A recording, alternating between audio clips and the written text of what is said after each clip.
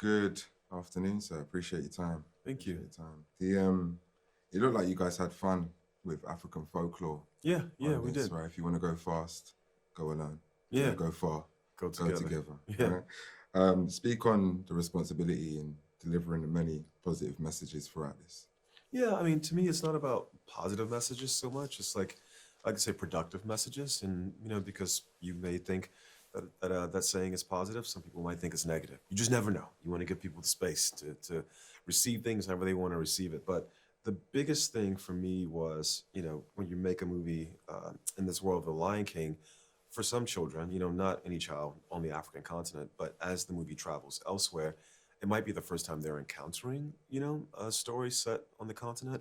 Might be the first time they're hearing Swahili. Might be the first time that they're hearing some of these sayings that are deep within the culture, of the world of some of these characters. And so I think with that there comes like a really lovely responsibility.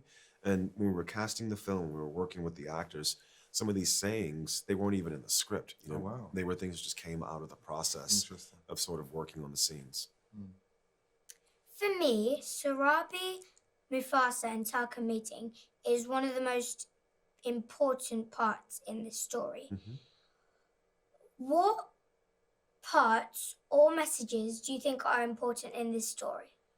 The not important, but I'm always trying to get away from these words. But I think the one that's really meaningful for me is this idea of nature versus nurture. We have Scar and Mufasa, who've existed for 30 years, and Mufasa's always been the perfect leader, the perfect king. He is good.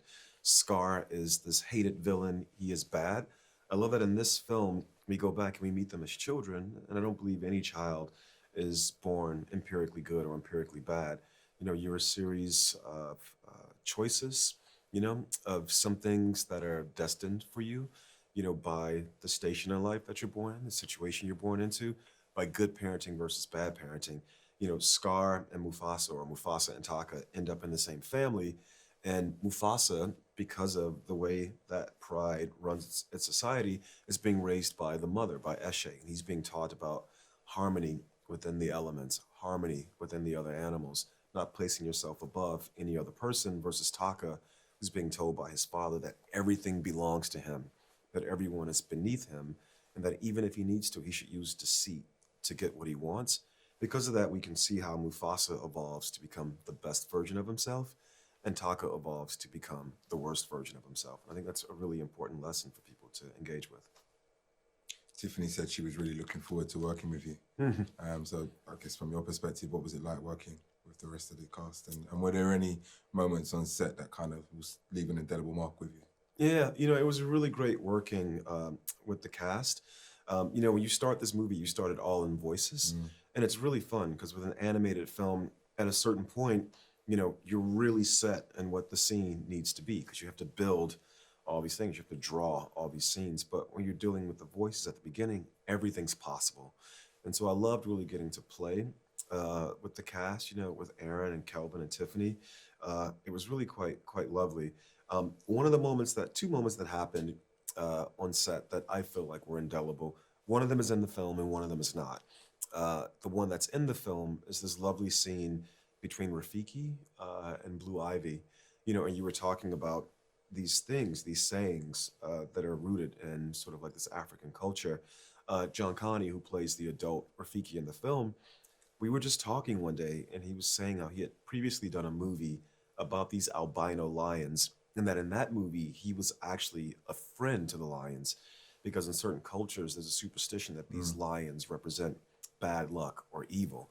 He was like, man, it's funny how in that film, they were the heroes, but now in this film, they are the villains. He was like, I guess it just shows you can respond to a situation in one way, becoming the best version of yourself, or becoming the worst version. So that scene between Kiara and Rafiki, where she asks, who are the outsiders? And he explains, I think the words are, sometimes when the people most like you don't love you, it is a hurt that can cause the greatest pain.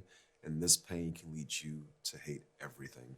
It's just a really lovely way to encapsulate, how we respond to being an outsider, either by becoming our best version or the worst version of ourselves. Well, that was the one in the movie.